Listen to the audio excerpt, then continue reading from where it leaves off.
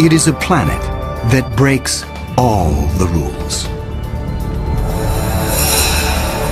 Bellerophon roasts in the blazing starlight at temperatures of roughly 1,800 degrees Fahrenheit.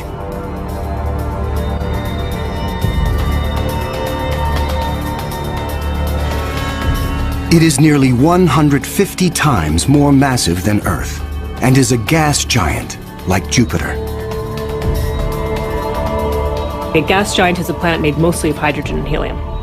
Only the outer layers are gas, but inside, hydrogen and helium is compressed to huge pressures. It doesn't resemble a gas at all.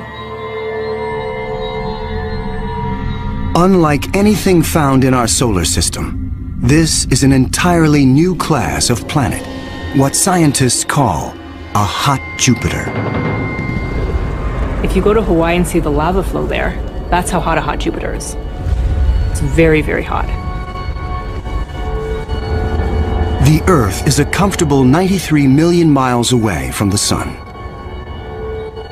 These hot Jupiters are roughly 100 times closer, and so the amount of sunlight that they get is 10,000 times larger.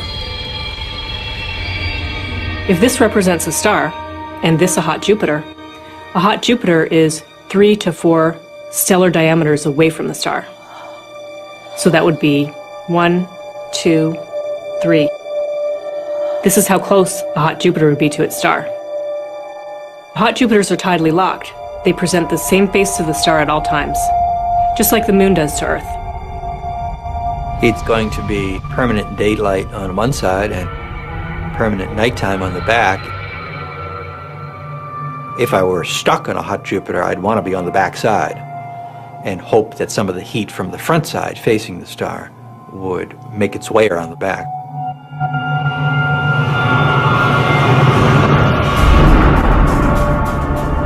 The variations in temperature make Bellerophon's atmosphere extremely windy. The wind howls at thousands of miles per hour, far beyond anything we could ever withstand. The heat blast guarantees water vapor cannot exist. But that doesn't mean there is no rain. It's far too hot for water liquid clouds to form here. But instead, these clouds would be made out of iron. Iron vapor can exist at temperatures much higher than water. And because of that, things could get a little messy.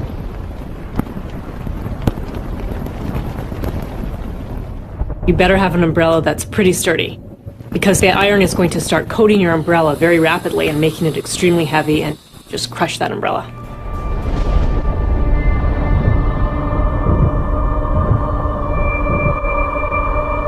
The sky overhead is filled with dancing curtains of color. Charged particles from the nearby star make auroras far more extreme than the northern lights on Earth. There is something even more unique about this newly discovered world. Bellerophon orbits its sun in a blistering 4.2 days. No self-respecting planet goes around a star in 4.2 days. None of the planets in our solar system take such a short amount of time. For scientists, the tiny orbit challenges long-held notions of how planets form. The fact that the planet was orbiting every 4 days was a total puzzle until one night in the middle of the night I woke up and said, well, this must be proof that planets migrate inwards. They don't stay put where they are. The key to the puzzle is found in how planets are made. Planets are a byproduct of star formation. When stars form, they have a disk of dust and debris around them, and out of that debris, planets form. Much of what we know comes from Hubble's Space Telescope, as it aims at regions like the Eagle Nebula. This interstellar cloud is studded with collapsing disks of dust and gas. A giant clump grows in the center of each disk. temperatures reach a searing 18 million degrees. The same nuclear fusion that powers our sun is unleashed.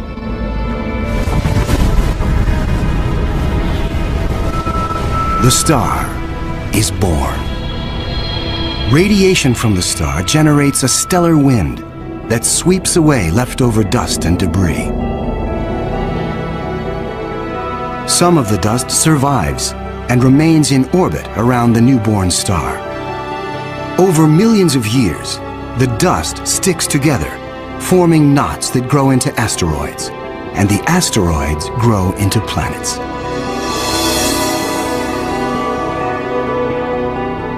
These planets migrate through the disk until they find a stable orbit.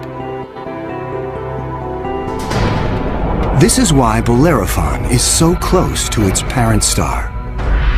But one newly discovered world has found its stable orbit in a place no planet should ever go. 2001. Hubble Space Telescope is directed to an obscure star some 150 light-years away from Earth, in the constellation of Pegasus. This is the same region where Bellerophon was found 6 years earlier. Hubble is tracking another hot Jupiter, discovered by astronomer Jeff Marcy. But this one is different from Bellerophon. You've probably heard of the planet HD 209458b. It's a terrible name. A terrible name for a terrible place. HD 209458b has been dubbed by some as Osiris, after the Egyptian god of the dead. Osiris is over 200 times more massive than Earth. It has migrated perilously close to its sun, at a mere 4 million miles from the blazing solar surface. Osiris broils in a planetary hell. The average daily temperature on Osiris is over 2,000 degrees. Forget global warming. This is global frying, and it causes Osiris to lose an estimated 550,000 tons of air every second. There's a leak of gas, a steady stream of hydrogen and helium, and that's making a big, huge cloud all around the planet. Its atmosphere is bleeding into space. Scientists speculate that a colossal trail of gas spirals behind the planet for thousands of miles. Osiris presents an unprecedented opportunity for astronomers. Using Hubble, they analyze the alien planet's bloated atmosphere. This is the absolutely first time where we could tell what is the composition of the atmosphere of an extrasolar planet.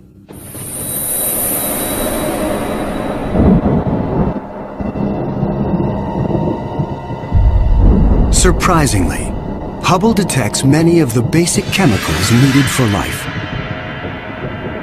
Sodium, carbon, hydrogen, and oxygen. But Osiris is far too hot for life as we know it. There may be other forms of life, however, that thrive on higher temperatures. But there's no solid surface as we know it on a hot Jupiter. So this life would have to be just tiny little microbes floating around on aerosols. And on our own Earth, we have life that floats around in our atmosphere. But that life didn't start there. So life almost certainly would not exist on hot Jupiters. Astronomers have discovered many hot Jupiters since Bellerophon was found in 1995. But conditions on these worlds rule them out as places where the drama of life can unfold.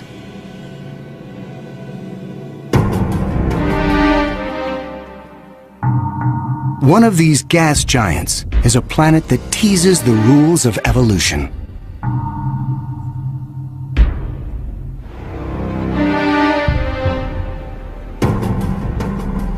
A Astronomer Jeff Marcy discovers something shocking about a planet orbiting a star called 16 Cygnus b, located some 70 light-years away in the constellation of Cygnus, the Swan.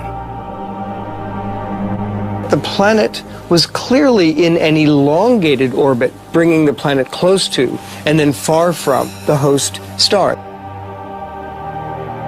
And this, of course, defied our expectations based on our own solar system, where all of the planets go around our sun in nearly circular orbits like phonograph grooves in a record. Like a giant yo-yo in space, the gas giant swings back and forth across its solar system.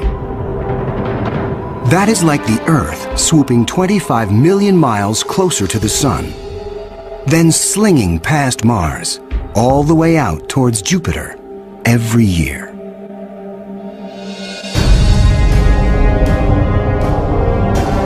And like all of the gas giants in our solar system, this yo-yo planet might have an entourage of moons.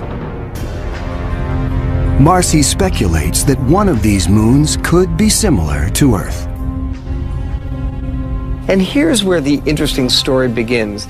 Imagine a rocky moon with lakes, oceans, maybe streams and waterfalls on the surface.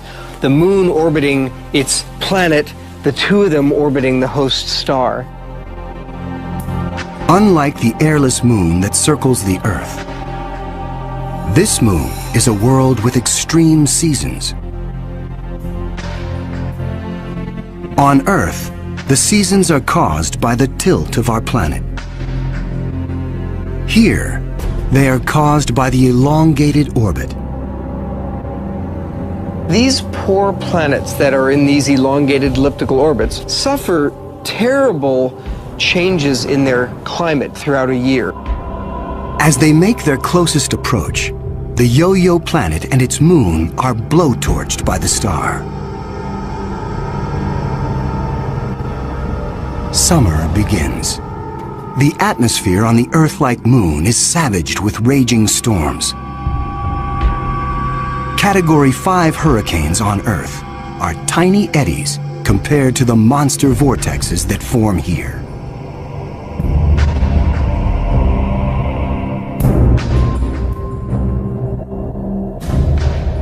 The clouds thicken as the water evaporates.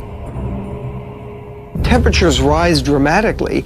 Any water or gases would heat up, and indeed the oceans would boil into steam, so you'd end up with a big steam bath. During the peak of the summer, the entire moon is smothered in 800-degree temperatures.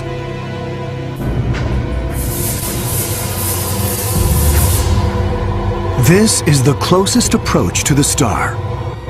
During its 26-month orbit, the summer season is barely 2 months long. But what a season! The planet and its moon swing away from the furnace of the star. Temperatures fall to ranges we would find temperate and comfortable.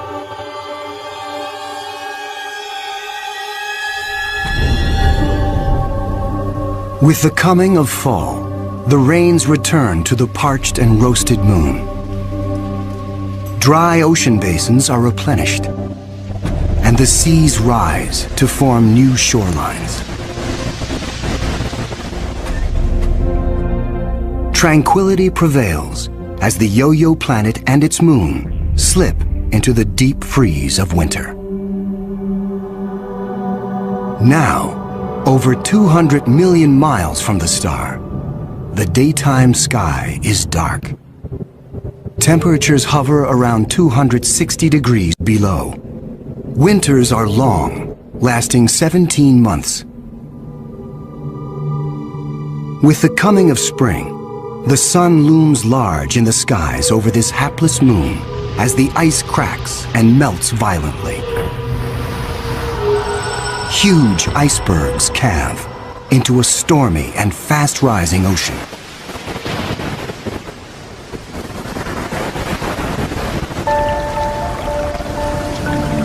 For two preciously short periods, during the spring thaw and the autumn rains, the climate on this Earth-like moon is balmy and comfortable.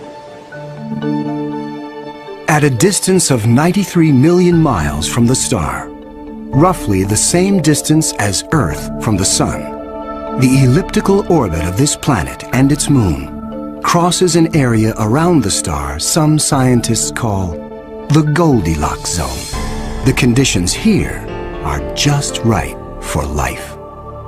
If you're too close to the star, then it's too hot. If you're too far away, then it's going to be too cold and everything's going to be icy. But then if you're right in the middle, it's just right.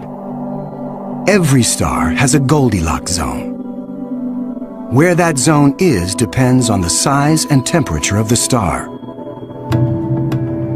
In our solar system, Venus marks the inner boundary and Mars the outer boundary. Earth and its abundance of life is right in the middle. The Yo-Yo planet passes through the Goldilocks zone twice a year. For 3.5 months during the spring as it races inbound, and again in the fall for 3.5 months as it hurtles back into the colder reaches of space. Could life survive the conditions outside the Goldilocks zone?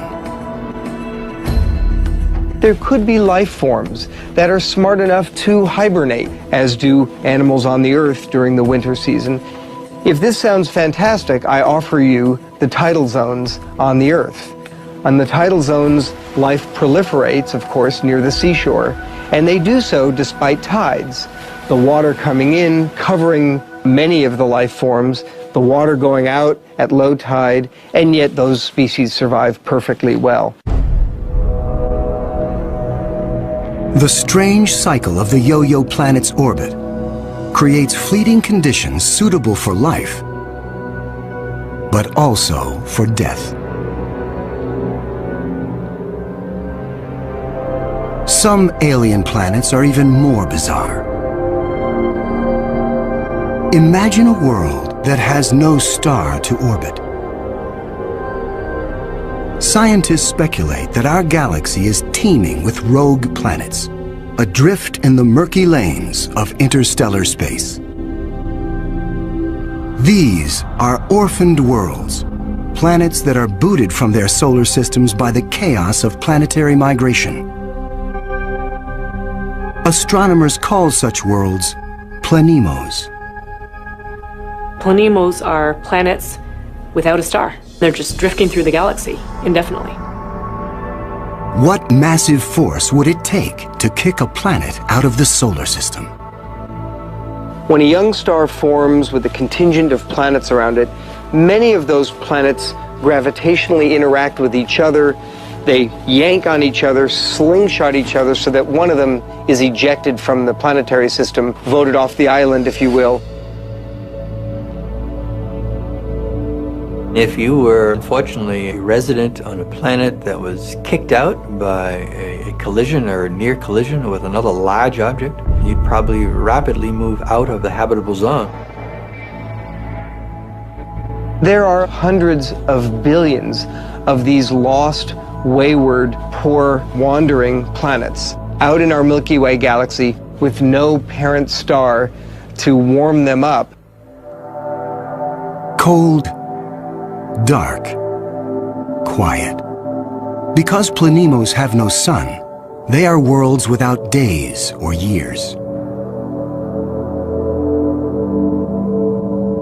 They keep vigil through an eternal night. Planemos are solitary wanderers, sentinels of the galaxy. Just because it's out there drifting in space doesn't mean a planemo is dead. If the planemo is a rocky world, it could well have life on it. A small rocky planemo without an atmosphere will slumber in extreme cold, far colder than the coldest winter day on our own South Pole. But a planemo large enough to retain an atmosphere traps the heat generated when the planet was first formed. It is the ultimate greenhouse effect. The heat and energy comes from the molten core deep inside the lonely planet. If the Planemo is a gas giant like Jupiter, it may have a system of moons.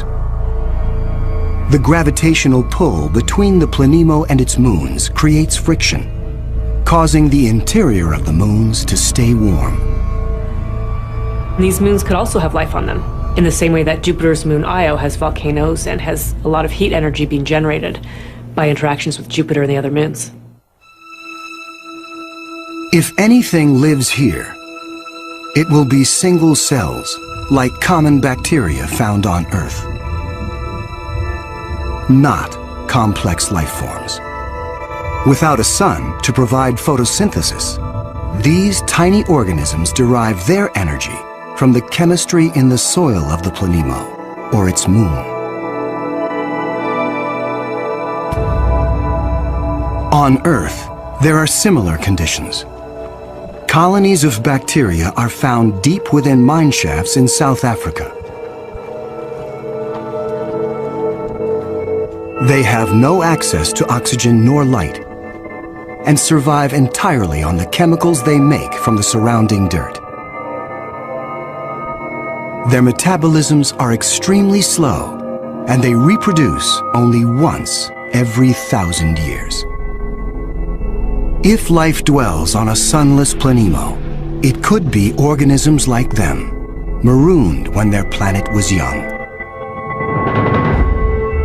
While Planemos slumber undisturbed, there are worse places to be in the universe. Like in the company of this lethal pulsar, some 980 light-years from Earth, in the constellation of Virgo. From afar, a pulsar looks like a blinking light. But up close, pulsars machine gun their surroundings with deadly radiation. They are no place for planets. Yet something interferes with the precision of this pulsar. One explanation is that the anomaly is caused by a planet. But many astronomers are skeptical that planets orbiting a pulsar can exist. The reason that's a problem is because pulsars are formed in these incredible explosions. When a red giant star explodes, a titanic fireball known as a supernova unleashes as much energy in 1 minute as our sun generates in its lifetime. When a star goes supernova, the shockwave is so immense it's hard to imagine any planet surviving that. When the cosmic dust clears, all that remains is the crushed core of the red giant, pulsing in the heart of an expanding debris field. Matter blasted from the colossal explosion falls back to the pulsar and forms a disk. Within this chaos, a new world arises, born of fire and destruction, a planetary zombie raised from the carcass of the former red giant star. It's amazing that planets could form in that environment. A planet orbiting a pulsar will give you the feeling of being in a disco bar with a very strong strobe light, which is the pulsar. Radiation from this stellar beast breaks down the organic molecules needed for life. The pulsar has these very strong magnetic fields that are being spun around as the star is rotating quickly, and it's picking up any material, electrons, protons, and speeding them up and slinging them out at high speed. So it's like a solar wind with a vengeance.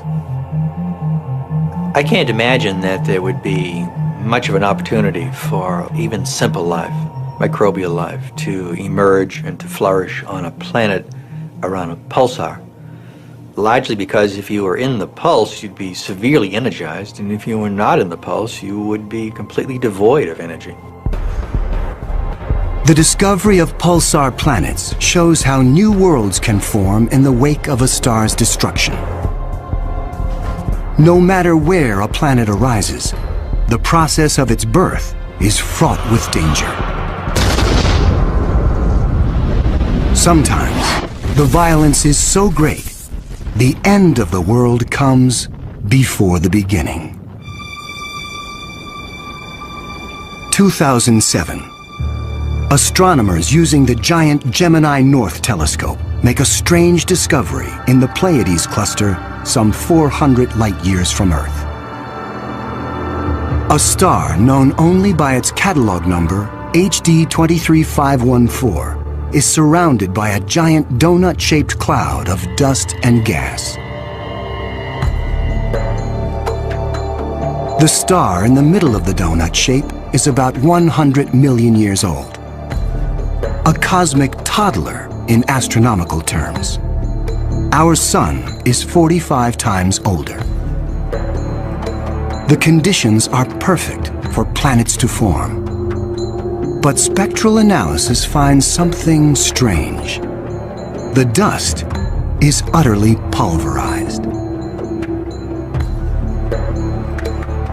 Typically, a newborn star is surrounded by fledgling planets. Planets form around the young star in a protoplanetary disk of gas and dust. And then these planets go on their merry way orbiting the star, not realizing that they're in an orbit that's too close to another planet.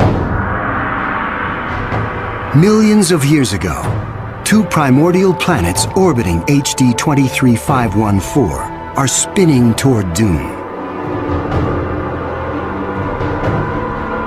As the two worlds close in, tidal forces torque each planet from spheres to egg shapes.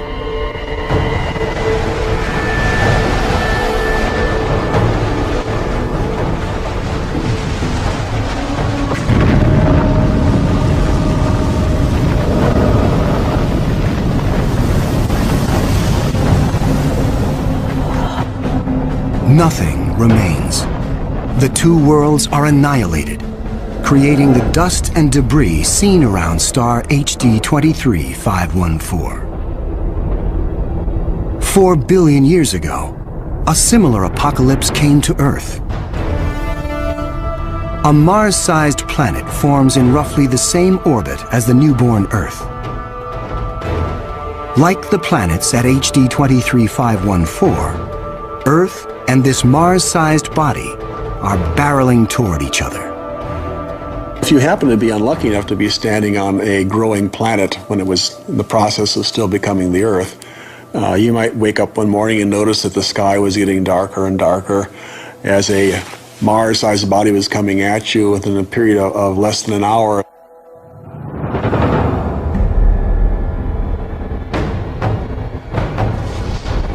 And when it hits, the shock wave is felt all over the planet, scouring the surface of the Earth. The collision obliterates one side of the planet. Molten rock sprays out into space. The entire globe is peppered by meteors and noxious vapor. It would actually make hell look like a Bahamas vacation.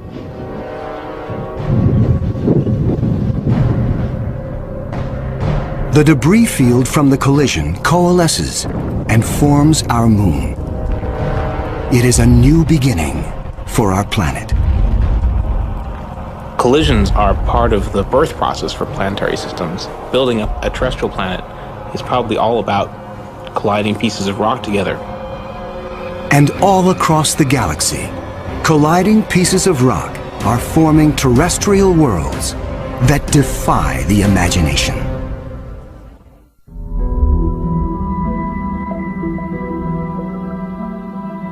There is a new planet out there, a planet we were not aware of existing before. It is not just one planet. It is a new type of planet. Earth on steroids. I like to call them super Earths. They're just like the Earth, except bigger, up to about 10 times the mass of the Earth. One family that the super-Earths resemble just like our own Earth, continents, oceans. Some of them may be very dry, like Mars. And then another family that we call water worlds or ocean planets that are completely covered with water.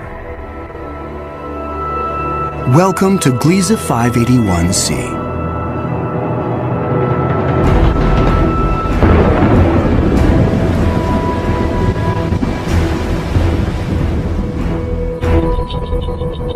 This planet was found by Michel Mayor, and it orbits with 2 other planets around a very small star.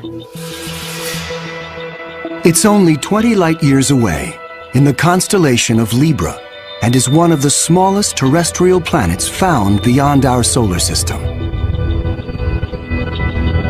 That doesn't mean Gliese 581c is small. It's still a super-Earth with 5 times the mass of our home planet. But it's the possibility of liquid water that excites scientists.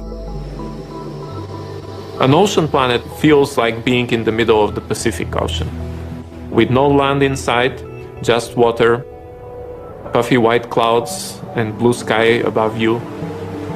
The winds on the ocean world are going to be similar to that of the Earth, so it will be a very good place to sail. The weather's absolutely perfect. Every day you get a clear blue sky and the sun just stays in the same place. Now how's that for weather prediction? No land anywhere. Even miles beneath the surface. This water layer would extend very far down, at least a quarter of the way down in the planet. But as we dive deeper into the sea, the pressure builds. At 35,000 feet below the surface, we pass the point where the deepest oceans on Earth bottom out. We pass the 100,000-foot mark.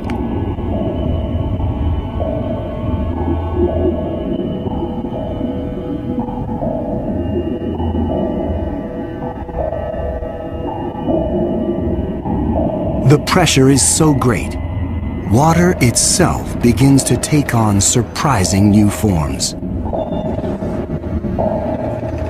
At a depth of 10 times the greatest ocean depth on Earth, we reach the bottom. When you have a large amount of water, then at the bottom of an ocean, you will form very high pressure in excess of 1 million atmospheres. And that pressure will compress the liquid water, that is the ocean, into a state which we call ice 7.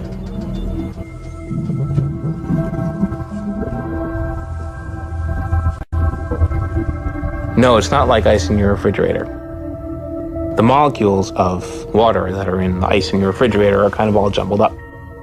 But if you form ice under very high pressure, then the water molecules can become ordered, they can become aligned.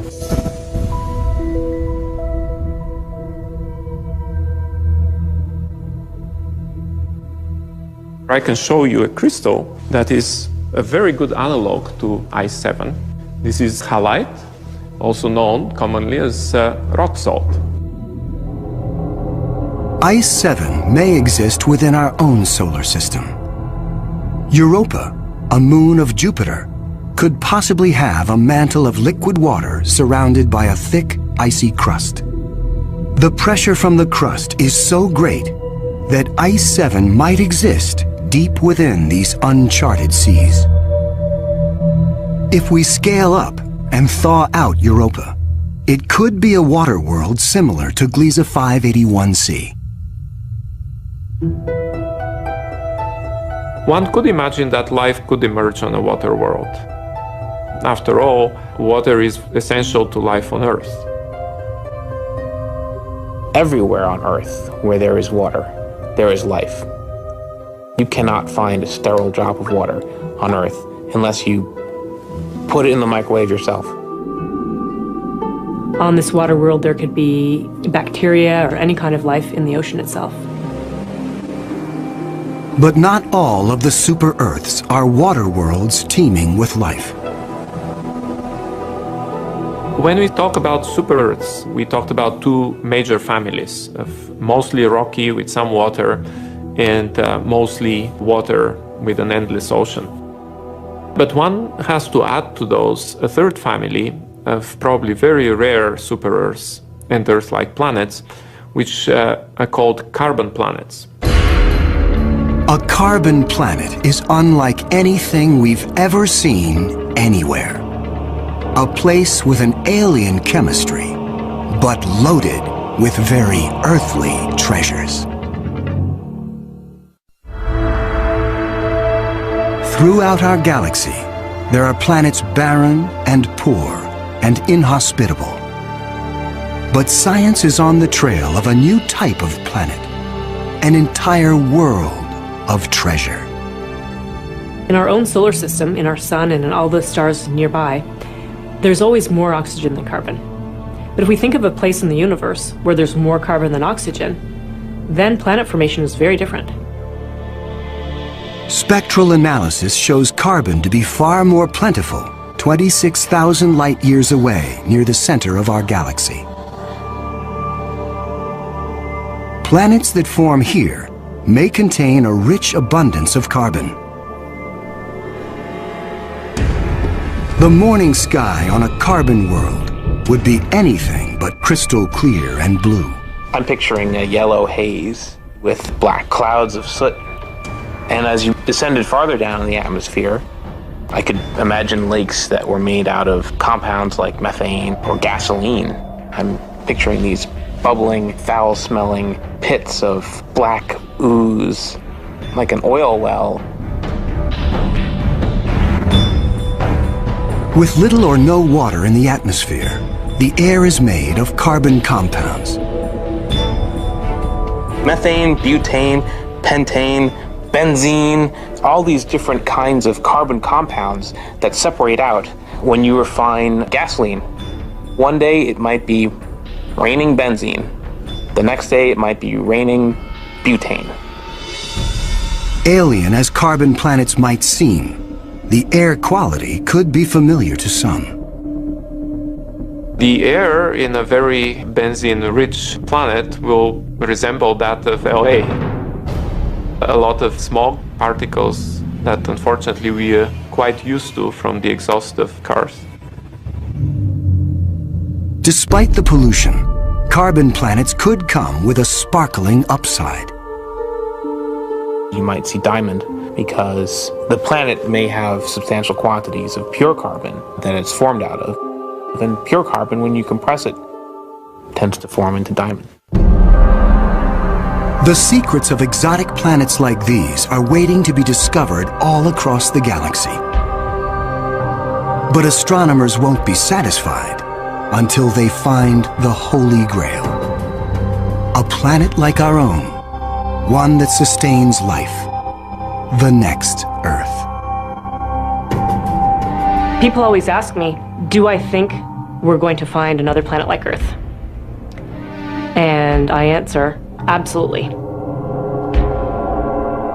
Every star probably has planets roughly the same size as our Earth.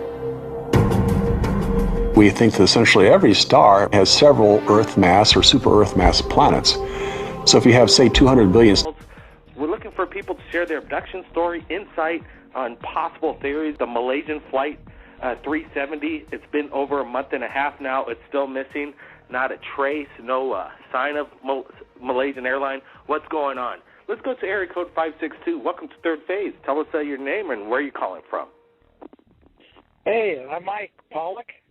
I invited you on the show, Mike, because I wanted to ask you about your experience in aviation, and you were telling me theory why it would be impossible in this day and age with the technology and the information we know why the Malaysian 370 flight is still missing right now. Is it possible that technology can't track this? What's going on, Mike? Well, yeah, it is very peculiar because with the technology that we have in the aviation industry now, I was in aerospace in the aviation world for 45 years, recently retired. And I worked commercial a lot of those years, commercial jetliners. And I had started with Douglas in '65, so you could kind of say I grew up with the new commercial aviation as we manufacture it now. And the aircraft today are so technically advanced. For instance, the transponder that they're discussing that should have been on the whole time, right after the pilot said good night, and gave the sign off with the aircraft number, that transponder went dead. The only way that transponder can go off is if somebody turns it off. The transponder cannot just turn itself off. That was one very peculiarity. The other issue was that when the aircrafts crash now, believe it or not, they actually have a signal that shows that the aircraft has gone down. They may not know if it went in the ocean. They may not know if it crashed on the land, but they know it went down. That signal did not show up. And then they have the issue of the black box that was, gives a signal when an airplane goes down, a pinging signal for 30 days. That was in the press a lot regarding that 30-day battery, which is about right. Sometimes it can go longer, not very much longer, maybe 2, 3, 4, 5 days more. And the pinging was located with enough accuracy to where they actually said, okay, here's where the plane went down. With all of those submarine units they put down there, they've covered 90% of the floor. There's no side of the airplane. And they've been focusing exactly where that pinging sound came from. Exactly. So there's a lot of peculiarities here that are popping up. They show that the pilot used a cell phone right after the transponder went out. And you literally would have to have somebody turn off the engine, shut down the entire aircraft hydraulics systems. It is a lot of peculiarity as to all this could happen at once. I liken it to, the stories we've heard over the years on the Bermuda Triangle. There's a lot of these same kind of issues where the planes have never been found, and they lost them in that triangle there, and they've, only to my knowledge, have found one of them. So that's my thoughts, is that it's all very strange, very weird, and yet, I sit here and I know my technology, and I say there's just too many things that say you should find that plane, but they're not working for whatever reason. So, yeah, there's a lot of issues out there, what ifs, a lot of theories, a lot of conspiracy theories. So hopefully they will find that plane and for everybody's comfort zone, and we will find out what happened. So, well, Mike, with over 40 years of experience, I want to ask you, when they shut off the transponder, why would they allow even a pilot to shut it off? Why not put that switch somewhere outside of the aircraft so it's unreachable by anybody within the aircraft? It really doesn't make sense that there's power to shut off a transponder while you're flying a commercial airliner. Well, the reason that they want to keep that into a manual control with the pilots or anybody, the co-pilots, the crew flying that airplane, because if there was an emergency, okay, if the plane was going down, if the engines went out, if your hydraulic system went down, you lost everything, that would mean that your system would maybe not automatically turn that transponder on or off. So the idea of the pilot controlling it gives a little bit of a safeguard, kind of a fail-safe thing that says that the pilot can have some control here in case of a critical, drastic emergency. They want to have, while we got all the electronics, we've got all of everything by computers and controls, there are some things that they want the pilots to maintain control over in case of an emergency like this. But when that transponder shut down, it was like, well, it shouldn't have shut down. The only guy that can shut it down is the pilot or co-pilot, okay? Nobody can shut that down. So why did it shut down?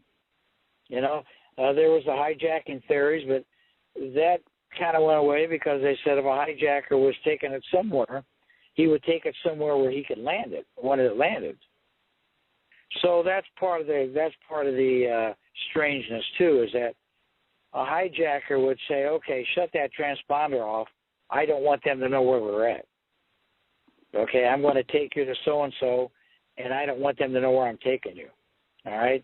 So that's why it doesn't automatically, that's why they want to keep that control in the crew's hands. So some people are saying things really, Bradford Blair is saying things really didn't start to disappear until after the Philadelphia experiment. Mike, are you familiar with the Philadelphia experiment? Yeah, I am. I'm very familiar with that. And that was an interesting, they did a movie on that. And, that was a very interesting experiment. And, some of that, in fact, most of that is still it's not public information. I'm going back to the word stealth.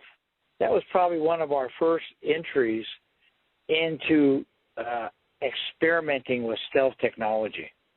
All right? And can we make that ship, that destroyer, disappear so that they do not see it on radar? It's an unknown thing, but they tried that actually with submarines for a while. Can we make that submarine disappear so that it doesn't show up, that they can't see us coming into port, So, yeah, that technology, the stealth technology, in recent years on the various bombers and various fighter planes, including our newest F-22, is a stealth technology. But that goes back to the 40s, in fact, late 30s. So, in fact, another note on that, the Germans were working on that in the 30s as well, the German scientists. So, it's been something that's been out there, and I know a lot of people say, wow, it just disappeared. How can that happen? But the 777, while it's a great airplane, a fantastic airplane, in fact, does not have a stealth technology to it to make it disappear off of radar. So, well, right here in the flash chat, Mike, even Skylar Anitizo was saying that, and I recall this as well in the news, that there was some kind of UFO spotted somewhere at the same time the flight disappeared. Not necessarily saying UFOs from another planet, but UFOs in general. It was stated in the media. Did you hear anything about that? Also, everybody stand by. We're going to get into callers. I just want to get Mike's opinion on this. You know what? I read about it. I saw it online, and I thought it's interesting because I don't want to call it coincidental, but it is coincidental sometimes. When these things happen, there are additional UFO sightings, And so, you have to say to yourself, well, maybe there is something to it, I'll be honest with you, I am not a UFO follower, okay? Although I have some of my retired engineer friends that are, So it's an interesting concept, but it is interesting that it's coincidental that at the same time this happened, UFOs were spotted. Some of those in those areas in the Indian Ocean area. So I don't know what more to comment or say about that one. Well, Mike, I really appreciate you joining us right here at Third Phase of Moon. Even Inside Edition did a special on the missing flight, and they mentioned Third Phase in regards to theories that people have shared with us right here at Third Phase and their opinions of what happened to the missing flight. And there's right here somebody saying, Kevin Baird is saying that there was actually a UFO a mile in size that was spotted in the area. Now, that doesn't sound like one of ours, but Mike, I appreciate your insight. I know you've worked in aerospace for over 40 years. Is there anything that you can share with us? I know you have a top secret clearance. Is there anything that you can share publicly that maybe nobody's ever heard of before in regards to, maybe DARPA? DARPA's out there. We did a special on DARPA, these conceptual plane designs, and they're conceptual. I really think they exist now. Do they exist? Are they flying these things as of now and not really letting us know about them? Well, you know what? The only thing I could say about that is that, you know, there are developmental, experimental programs going on out there that are under a veil of, you know, confidentiality and secrecy that can't be talked about. And I think when the time is right, they'll come out and discuss some of this. But right now, it isn't something that I could get into, okay? Appreciate it. Probably isn't anybody who's acting in that field of engineering could probably get into and talk about, really discuss it, you know. But there are developmental programs in those areas that are going on. Hey, Mike, appreciate you joining us right here at Third Phase Moon with your special insight on aviation. Stand by, Mike. Maybe some of the callers might want to ask you some questions. And let's go to the phone lines. The switchboard's filling up. Area code 618, you're live, Third Phase. Go ahead. Hi, yes, this is Kevin Baird calling. Great show. Love your content, YouTube, everything.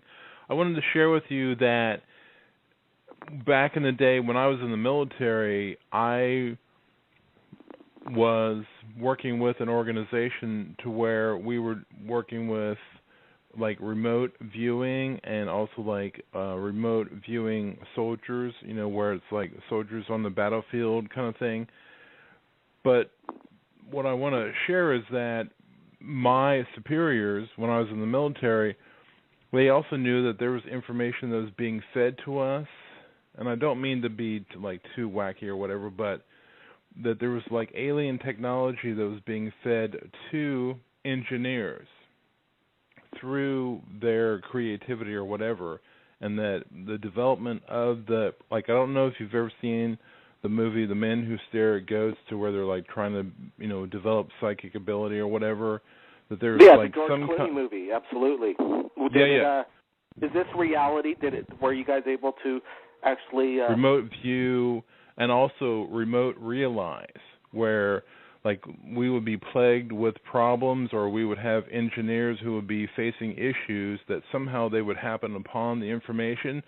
So the movie about The Men Who Stare at Ghosts was about, you know, psychic warriors or whatever, but really it was more about being connected to some kind of like network that was a solution kind of network that was being fed in a sort of like a mental kind of sense and not a physical kind of thing, where it's a training.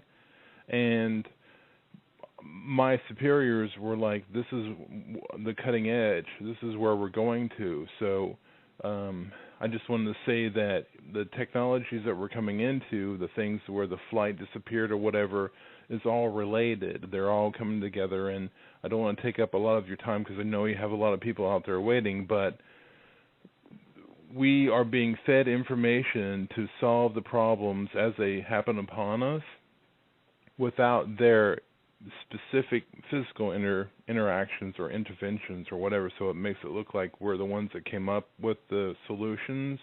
And I think that Flight 370 disappeared because it was a problem with either technology or too much advancement or something, and that they needed to slow something down or whatever. So that's my opinion. I don't want to stay on the line too long because I know you have other callers. So any questions before I drop off? Absolutely. Is the remote viewing program still going on in present day? And what's their major objective? Are they trying to remote view into major world leaders around, in other countries? What's the purpose of this? It's not world leaders. They don't care. It's more about realizing technology, but having it be introduced into our society in a palatable method, not one to where the grays come in and say, okay, here's a special microwave oven or a special kind of automobile or whatever. We gradually happen into it through them feeding sort of like the intuitive engineers who sort of like look at a problem and just all of a sudden come up with the idea for the solution. it's almost like a psychic net or something, and that everybody else that's out there is just sort of like minutia, if you will, and that we're all here to serve a purpose. Some, might be valued as higher and lower or whatever, but we're evolving, and that the aliens are here to help us. They probably will never come out because they want us to be more significant through our own means than, them coming in and saying, okay, here's all the fix, and that you can rely on us and that you can use us as a crutch. They want us to grow and be more significant, in my opinion, from what my superiors talked about and all that kind of stuff. So that's what I get. Makes sense, Kevin. Appreciate you sharing this. Maybe we could go into it a little bit further, but we do have to get to some other callers. So stand by, Kevin. Absolutely. Area code 469. You're live, third phase of the moon. I think you dropped out. You're back. Go ahead. Tell us your name, where you're calling from. Yeah, this is Sammy calling from Dallas, Texas. I called in last week. Hey, welcome back. Yeah. Back, Sammy. Yeah. I've just been in the chat room talking to everybody. Hi, everybody that's joined in. I just really, like I had discussed last week, I had kind of wanted to bring kind of like a health angle to this whole thing, and kind of talk about what I know personally. I think that it's just so important that everybody listening in on the show is, aware that there's an attack on your body, not only with, the food and the water, but also like all these computers and cell phones that we're using. That's also totally part of, controlling people and stuff like that. I mean, there's little kids who are looking at iPhones and stuff and holding them up to their heads and sleeping with them. And, how it relates to the whole UFO thing to me is that I think that your third eye actually has to be open for you to be able to really perceive this information. And I think that everybody who's here actually has their third eye open, just to be able to kind of assimilate this information, you have to be very open-minded and willing to hear other people's opinions, which is just so important. If you ever have any questions, go ahead and ask me, because I'm just really familiar with like a lot of organic chemistry. I've worked in the pool industry, and I'm very health conscious. But I've also, like I stated last time, had direct extraterrestrial experiences, and I can actually share another experience that I had after my first experience, if you remember me talking about last time, if you would like me to, or if you want to go to another caller. Sure, we got some time. There's some callers lined up, but we'll hear you soon. But I want to ask you first: do you own a cell phone, Sammy? Oh, absolutely. I have an iPhone 5S. I'm not saying that I'm not plugged into technology as well. I'm just extremely aware of what cellular phones do to your brain, what they're doing to society, what they do to plants and trees and birds and animals, and it's just horrible. It's going to be the next biggest news story of the century when we find out that half the population has brain tumors from using all these cell phones. It's literally, would you stick your head in a microwave? No. Absolutely not. That's what you're doing when you talk on your cell phone. I actually sticking your head in a microwave. I don't even own a cell phone, believe it or not. But also, what's really sad is that social activity, just being around people and interacting with each other, has gone out the window. You see family members get together, friends, and they're not even talking to each other anymore. Husbands, wives, brothers, sisters, they're just constantly texting. And it's a sad state. Or looking at Facebook.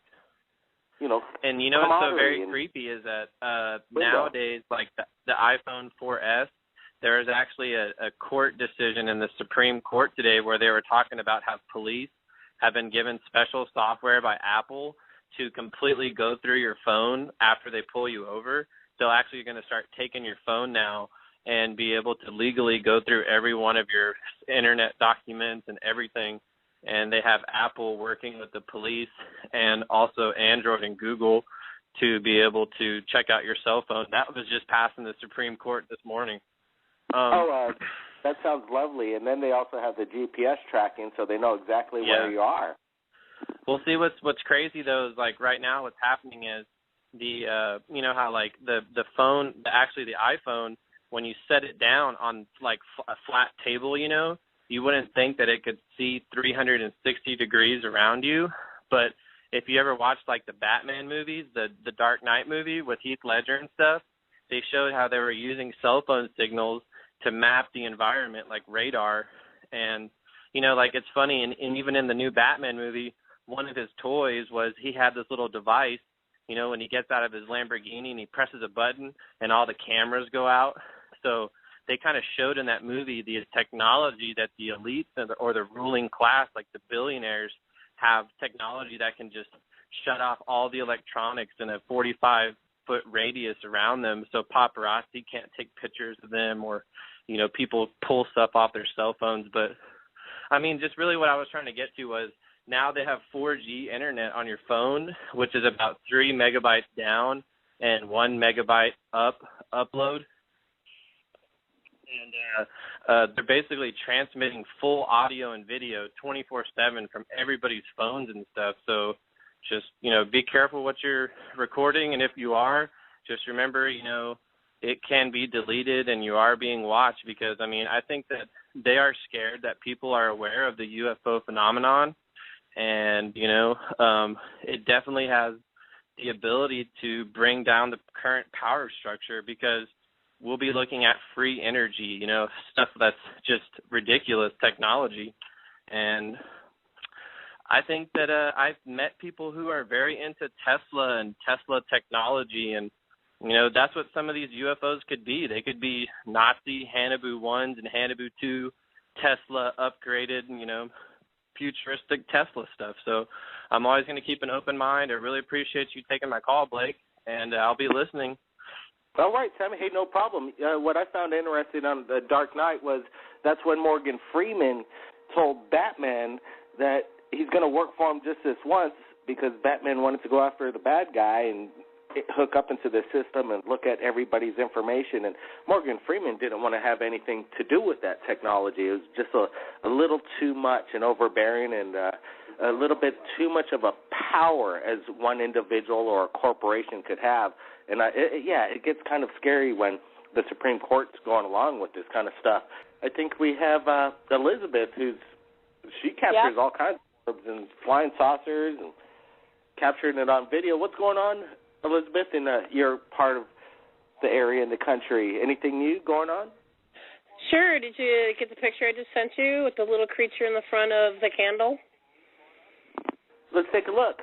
Okay, we're live.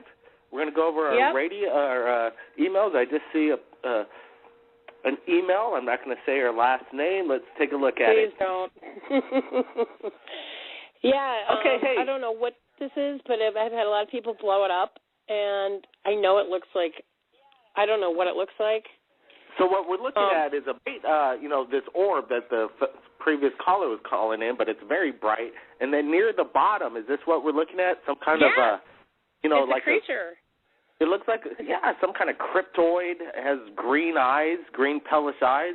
I'd almost call it like almost a golem of some sort. I don't know what it is. It looks like a hybrid gray. I've had people blow it up, like turn it white and change the colors of it. There's other things around the sides of it, too, like other creatures.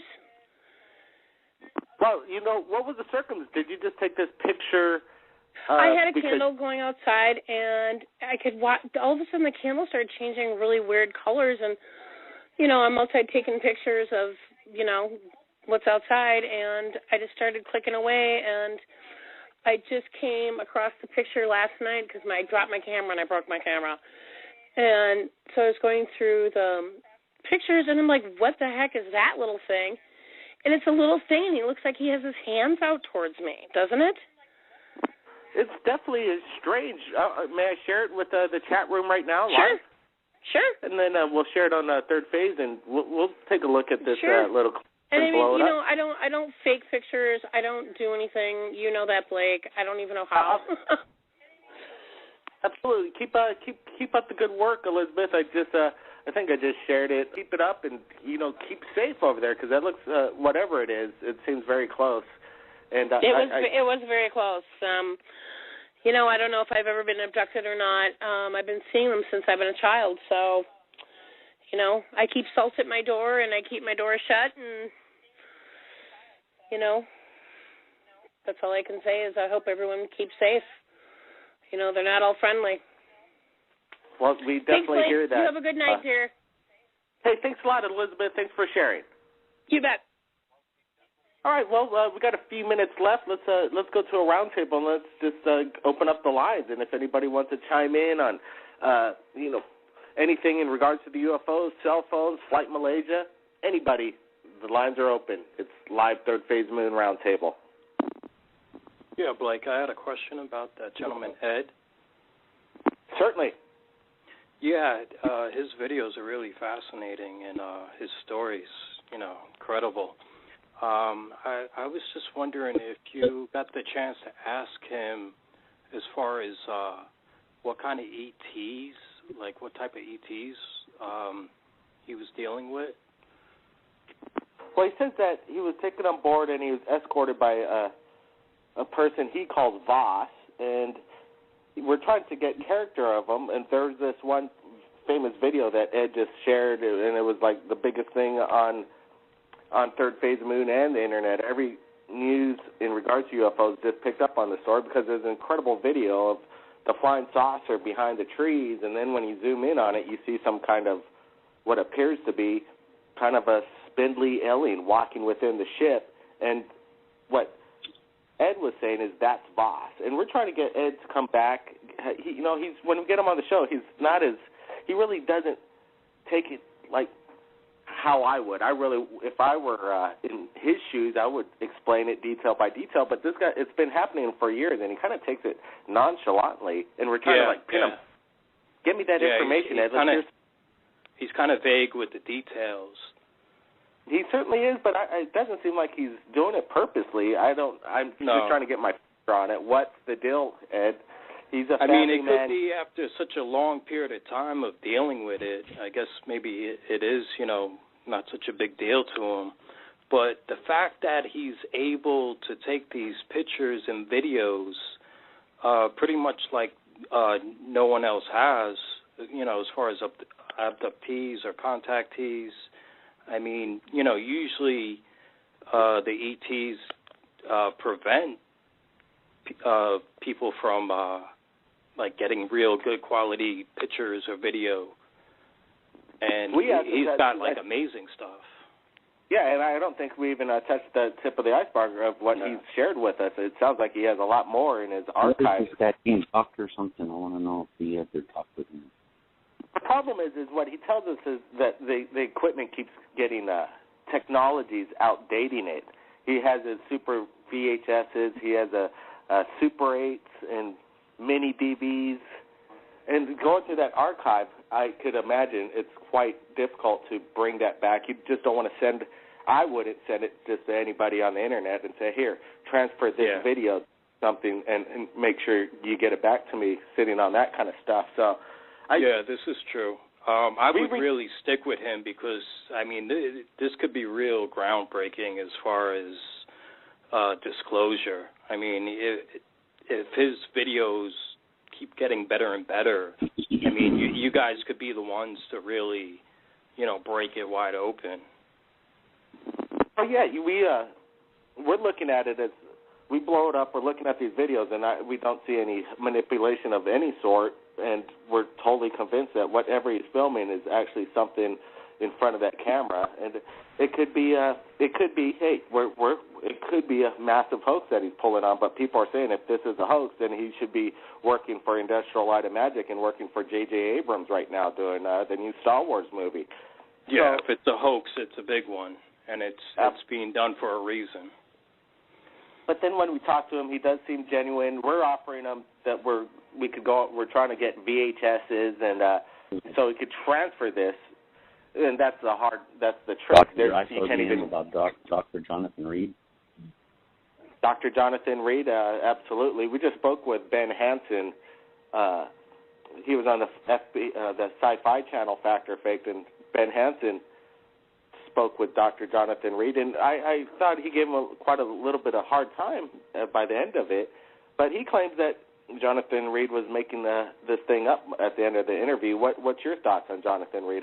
When I saw his videos and his evidence, I thought it was fascinating. Yeah, I believe Doctor, actually, for people who are looking for evidence, I think if you look at the evidence that Dr. Jonathan Reed has, I mean, that's been out there for a while, but, you know, every time that he's tried to put it out, you know, he had been mocked before on some other show that he tried to bring this information out.